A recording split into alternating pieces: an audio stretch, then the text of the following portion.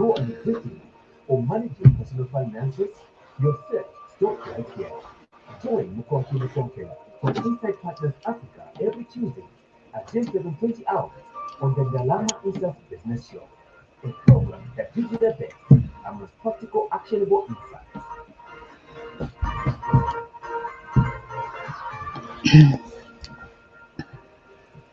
Good morning once again, and welcome to another episode of Ndalama Insights, your go-to show for all things personal finance, wealth building, and financial independence. My name is Zina Zulu, and as always, we're here to help you make sense of the financial world so you can build a better, more secure future for yourself and your family. Today, we have our special episode focusing on one of the most important events in our national calendar, and that's the presentation of the 2025 Zambia National Budget, which we touched on last week. But what does this budget mean for you as an individual, your personal finances, your investments, and your path to financial independence? To help us break it all down, we have our regular guest from Inside Partners, financial expert Mokonki Mokonkela, who has years of experience in helping people navigate their finances and will provide us with in-depth analysis and practical advice on how you can adjust your financial strategy in response to this new budget. Mokonki, it's a pleasure to have you in the studio. Welcome back. How are you? I'm okay, Lina. You sound like you're down with the flu. It was horrible. Hi. Horrible. I had to take a day off yesterday just to, gather up my Just strength. yesterday. Yeah, Just one day. just one day. Oh I was feeling no. the whole time last week. I just said, no, no, no, no. Let me rest. No, I wish you are given more days I know, actually. right? My boss, I hope he's listening. He can give me more days off. You sound terrible, but I'm happy to do this program with you, Lina, and I hope you get better soonest. Thank you Yeah, so much, Mokonki. yeah. All right, so let's get into it as we look at, the 2025 national budget, Mm, which was presented with the theme Building Resilience for Inclusive Growth and Improved Livelihood, yeah. which really sounds promising, Mokonki, but Mm. like many listeners out there, I'm also wondering how does this budget translate into actionable steps for someone who wants to manage their personal finances more effectively and build wealth? Thank you, Lina. So, for those of us that want to manage our personal finances, this is a very important budget to read and understand and see how we can re strategize if we identify any areas that we need to relook in terms of our investment strategies. So, as you've said, this budget really is focusing on resilience for the economy, for the Zambian economy. How do we bounce back as a country? But also, you can say, even for individuals, we also need to be resilient because even us as individuals, we're also going through tough economic times. So, how do we as individuals also build this resilience? Is this budget going to help us? So, when we look at the budget and building resilience for individuals, I think the very first key thing that government needs to focus if they are to help individuals manage their personal wealth and finances better is to really ensure that Zambia as a financially literate citizenry. So the Zambian government need to deliberately, I mean, every year the Minister of Finance is presenting the national budget in Parliament. He needs to touch on financial literacy because research really indicates that majority adults in Zambia are not financially literate. So if Zambians are not financially literate, they will be unable to manage their finances. So for me, this is fundamental. Minister needs to ensure we've got deliberate policies focusing on financial literacy. Now, this is not to say we don't have, we actually do, but many people are not aware of these policies. I know Bank of Zambia has got programs on financial literacy. I mean, some of us in urban areas are advantaged because we're able to access this information. Lina, just yesterday I received a phone call from a man in Livingston who's like, I can't get this information even on investing. Now it's online. I can't even buy a bond because it's online and I'm a little bit older. I was born before computers and all of these things. So deliberate policies to target individuals in rural areas, even those that we think cannot understand such concepts as the ones we present on the Ndalama Insights, they need to be reached out. So for me, I think this is one area that the national budget always misses out: financial literacy for individuals. And I know before the budget is presented, there are always recommendations. And I think as we build a stronger community around financial literacy, we definitely start presenting some of our recommendations to the minister in future in terms of enhancing our financial literacy and building resilience for households. Because if individuals and households are financially literate, they'll be able to manage their finances and will be able to absorb any economic shocks that we encounter in the economy, Lena. Mm. Mm. So while things out that there's need to be resilience, there's still a huge gap in preparing individuals Mm-hmm. the knowledge that they need to be, financially resilient. So what then do you think would be an ideal solution? So the ideal solution really is to ensure that we have deliberate policies in place, but also outreach programs, particularly for individuals in rural areas, to ensure that every Zambian is reached out, even just in basic money management skills. What is saving money about? What is interest? How do you earn interest? How do you use the money that you're making? How do you invest money so that it grows? So that information needs to reach out to every Zambian. I mean, Zambia has a population of just over 20 million. I always say we are a small population.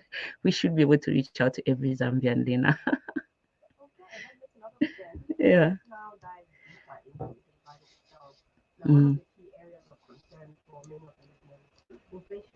Mm-hmm. Right now, it's at 15.6%, which is putting serious strain on household budgets. How Mm. does the budget address inflation, the national budget address inflation? And what can individuals like myself and other people do to protect ourselves against rising costs? Thanks, Lena. I think last week we did notice that the budget really didn't do much to help individuals in terms of managing inflation. As you've said, inflation stands at slightly over 15%, whereas the budget has a target of reducing this rate to within the range of 6 to 8%. That is definitely a long-term goal. It's highly unlikely that this is going to be achieved in the medium term. And so as individuals, we need to take actions ourselves to protect ourselves from losing the purchasing power of our Zambian kwachas. First of all, we saw that the pay as you earn remained unchanged. That was big. I mean, government has opted to use the money towards social initiatives, social programs to help vulnerable communities and individuals, which is good. But I really felt that the minister should have also looked at the overall impact in terms of the rising inflation and interest rates on individuals. So, what do we do with all this? So, what you need to do as an individual really is to ensure that you are able to manage your money really well. And if you are investing money, look at investing in areas that are inflation protected. So we've got investment assets such as property. Property is an area where normally, even if the economy is not doing really well, it tends to do better because you can easily increase the rent as a landlord. So if you've got some money, consider buying land, consider buying a property that you can start earning some income on, rental income from. This will protect you from the harsh economic periods that we are facing. And also stocks also tend to do pretty well in future against inflation. They normally also give you better returns in the long term. Unfortunately, bonds are adversely affected in periods of high inflation because in the longer term, your purchasing power, because it's a fixed income investment, the purchasing power of the bond, money that you get from the bond actually loses its value. So when you are looking at inflation and how you manage it, as individually on an individual basis, always work with a budget and ensure you can actually control your costs. Don't spend on non-essential areas. And then as an investor, consider investing in areas that are inflation protected. I've mentioned property as well as stocks, investing in shares on the Lusaka Securities Exchange. But bonds tend to do not so well when inflation is going up, Nina. Yeah. Great advice. Thank you so much for your advice. Mm. Now, another area of the budget that always gets a lot of attention is debt management. That's right. Zambia has a significant debt burden in the country, and the budget has allocated a huge amount, Mm-hmm. 37.3 billion Yeah. towards domestic debt services. How does Yes. this affect the average person trying to build wealth? So when we say domestic debt servicing, this is really paying back local borrowing. Government also borrows locally, domestically. So when government is spending a large amount of the budget, maybe on repaying back debt, what this simply means is that we're going to see increased interest rates, because if government is heavily depending on domestic borrowing, it actually crowds out the private sector borrowing. So private sector, it doesn't have sufficient capital to tap from, because the government is borrowing extensively from the domestic market. And what this means really is that it becomes expensive for individuals and companies to get or access loans. Right now, we are seeing lending rates at 28.7%, around there. And this makes borrowing for things such as expanding a business or acquiring, purchases that individuals would want to procure, quite costly. And so this is the impact of government debt servicing, especially for domestic debt, Lena. Yes. That's a tough one. Yeah. Tough situation for anyone trying to do well. So if interest rates are high and borrowing is expensive, what strategies can we use to manage personal debt more effectively? So, Lina, if you are an individual who's got a loan right now, you might have seen actually that banks this year. I've seen even last year. I saw quite a number of announcements. When the MPR goes up, banks would quickly issue an announcement to inform their lenders that we've changed the base rating rate, so the interest rates have gone up as well. You can opt to increase the tenure or do whatever. So when you see that happening, what you need to do as an individual is really to consider reducing this high interest debt. And you can do that by ensuring that you repay it quickly. Don't accept to increase the tenure of that debt, meaning the period in which you are required to repay the debt. So always ensure you can shorten that period. I know the first recommendations financial institutions will give you is, can you increase the loan tenure? When you do that, it becomes more costly, because imagine if a few months from now, Bank of Zambia decides to increase the base rate, that's the MPR, monetary policy lending rate, a half. It also means that your loan is going to be more expensive. So the longer it takes for you to pay back the debt, the more expensive it becomes. So as an individual who's got a loan with a financial institution, your goal should be ensuring you reduce the tenure as much as you can. So by paying more of the loan, and also sit down with your financial institutions, just like government has been doing in terms of debt restructuring with our external borrowers, like China and others. You can also sit down with your financial institutions and agree a debt restructuring or some kind of negotiation. I mean, sit down with them and see how they can also meet you halfway. So these are some of the things you need to do. But also, as have mentioned quite a number of times on this program, the Ndalama Insights, as an individual should also aim to build an emergency fund. I'm happy last week, Lina, I mentioned government has a stabilization fund that they're trying to build resilience. So even for you as an individual, build an emergency fund. This is the reason why we have emergency funds. Emergency funds is simply money you set aside for when things are really hard. It's for emergencies. And so even as individuals, we also need to start building emergency funds, put some money towards, that rainy day when it comes. Yeah. All right. So just shifting gears a bit as we get towards the Mm. end of our show, let's look at how to build long-term wealth in real estate. Mm-hmm. The budget has made significant contributions towards infrastructure development, Yeah. particularly road and housing, but there seems to be a lack of direct incentives for individual real estate investors. Mm. What's your take on this? This is really, really sad. Zambia has got vast land, right? And I know the government is spending quite a substantial amount of money towards infrastructure development. If you go to Copperbelt, I'm from Chingola, and when you're driving to the Copperbelt, you can see this dual carriageway that is being built, and it's so beautiful. But what I've seen lacking in terms of the budget is deliberate incentives for individuals in real estate. I mean, for a long time, I know we've got mortgages in Zambia, but they're just not available. They're there, they're mentioned, but Lina, how many, who gets these mortgages? Sometimes I get to wonder. Um, Mortgages are supposed to be, if you rent, Lina, if you are paying rent right now, and you've been paying rent for 7-10 years, it simply means that you can afford to get a mortgage. A mortgage is simply a loan that is backed by the asset, the house, and then you start paying money back until the money eventually the asset house becomes yours. A lot of Zambians pay rent, but they cannot access these mortgages. So specific incentives for real estate investment in individuals is really required, and government needs to step up. Majority Zambians pay exorbitant fees when it comes to rentals, but then we've got land, and many Zambians can actually build their own properties and start and can access affordable housing. And I hope even in future we're going to be seeing deliberate policies or incentives for real estate investors in Zambia.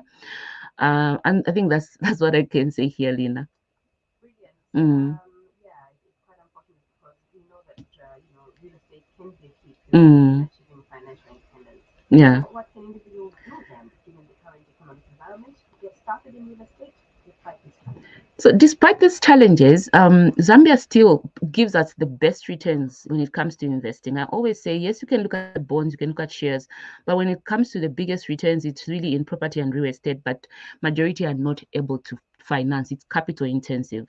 So, since it's capital intensive, start small. Real estate should always be part of your investment portfolio, by the way. So it simply means it should be part of the assets that you're acquiring. So start small, maybe buy a piece of land. If you are able to afford a property in a high density community that is cheap, maybe a compound, get that. Every land in Zambia is valuable. As I've said, Zambia's population is very little compared to, say, let's say Nigeria, Kenya. So whatever you buy land in Zambia, we expect you to make a return in future. And so that's what I would really recommend. And we saw the launch, I think it was this year, of the Real Estate Investment Trust. This is by the LUCE. So some companies offering, property investments where you don't need to own the property, but you can buy shares in this company. So it's called Real Estate Investment Trusts. These are some kind of assets that are used world over.